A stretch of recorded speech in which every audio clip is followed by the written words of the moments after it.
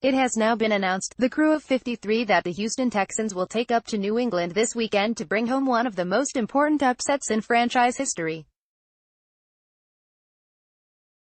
On Friday afternoon, the Texans announced a slew of cuts, some pretty noteworthy, to get down to the initial 53-man roster. Once the other 31 teams were done waiving players, the Texans decided to churn the bottom 3 spots on the roster Sunday afternoon.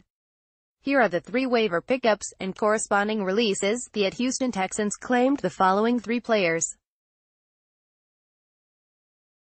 RB Buddy Howell, at Gregory Gate, from the Dolphins Natural Jamerson, at Trellian 12, from the Saints A.J. Moore, from the Patriots the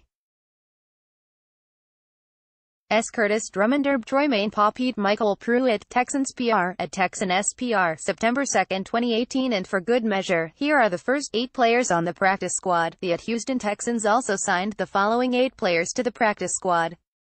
OLB Devin Bell, MICB Andre Shisharik, G. Kyle Fuller, Broderick Johnson, Darius Kilgoat, Matt Langel, T. Chad Slater, Jester Weah, Texans PR, at Texan SPR, September 2, 2018. 6.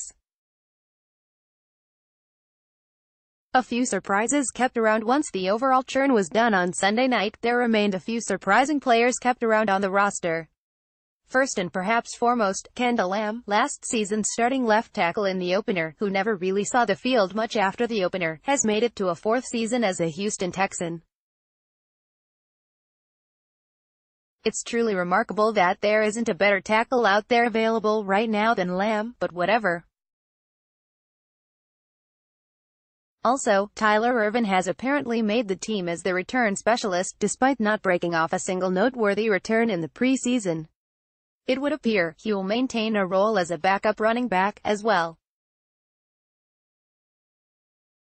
Also, somewhat surprisingly, the Texans kept an overload at defensive line, with 7 making the team, and that's counting Jadeveon Clowney as a linebacker. Like everything on an NFL roster, especially right now, the situation is fluid, but none of Joel Heath, Angelo Blackson, Carlos Watkins, nor Brandon Dunn were cut. I'm fine with that. All played well enough to deserve to make the team. 5. Waiver pickups on Sunday. I can't really give you a draftnik-style breakdown of Buddy Howell, Natural Jamerson, or A.J. Moore, except to say that I'm guessing both of the defensive backs, Jamerson and Moore, are being picked up for their prowess on special teams. As for Howell, he looks like a back with some wiggle, who could compete for the 3rd down reps that I thought Troymaine Pope would be getting.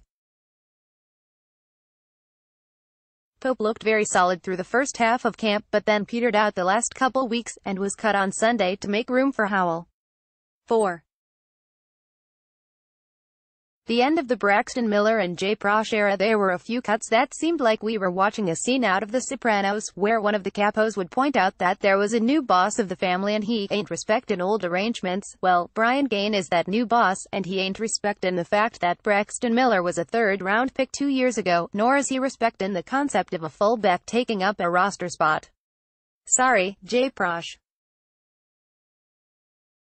Of all the cuts on Friday, other than Shane Leckler and David Quessenberry, more on that in a minute, these 2 were the most noteworthy just based on tenure with a team.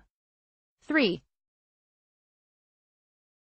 The drafted rookies all made the initial 53-man roster. 6 of the 8 drafted rookies were locks to make the team: safety Justin Reed, tight end Jordan Akins, tackle Martinez Rankin, wide receiver Kiki Kuti, tight end Jordan Thomas, and edge rusher Duke Ejiofor. The other 2 are linebacker Peter Kalambayi and cornerback Jermaine Kelly. Kalambayi had a really nice showing in the 4th preseason game against the Cowboys, flashing on special teams and showing competence at both inside and outside linebacker. Kelly has been banged up virtually all preseason, and should go on injured reserve by the time you're reading this. This is probably the end of the line with David Quessenberry and the Texans. But man, what a story. Drafted all the way back in 2013, it's been a star-crossed 5 years for Quessenberry, with a successful battle against non-Hodgkin's lymphoma being his greatest triumph. However, once cleared to play, Quessenberry didn't stop there. He managed to put all of his football weight back on, and was able to finally play in an NFL regular season game down the stretch last season. Needless to say, Quessenberry will always hold a special place in the heart of Texan fans. When the Shane Lechler decision, I got a bunch of picks wrong on my final 53-man roster prediction, way more than I care to admit. However, one pick that I did get right was the Texans deciding to move on from the 42-year-old Lechler and attach the welfare of the punting game to the right leg of rookie Trevor Daniel. Here's what I wrote last week about this prediction. Here we go. When Bill O'Brien said there was definitely a competition at punter early in training camp, we all kind of laughed. And Daniel started booming punts and showing all the tools of a guy who could be the Texans punter for the next 10 years. Shane Lechler is going to be a Hall of Famer, and the Texans love him. Hell, O'Brien made him a captain last season, and maybe other seasons, too. I'd only noticed last season, because Bruno Giacomini and Brian Cushing were also captains, and, wow, wait, maybe it's not good to be a captain?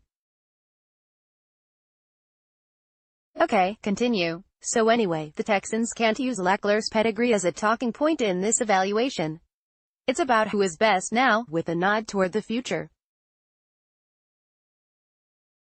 It's a tough cut, but I'm going to guess Brian Gaine, Bill O'Brien, and special teams coach Brad Seeley won't be afraid to make it. Pretty much nailed that one. Good to be right some of the time. Listen to Sean Pendergast on Sports Radio 610 from 2 to 6 p.m. weekdays. Also, follow him on Twitter at http://twitter.com/StPendergast and like him on Facebook at https://www.facebook.com/StPendergast.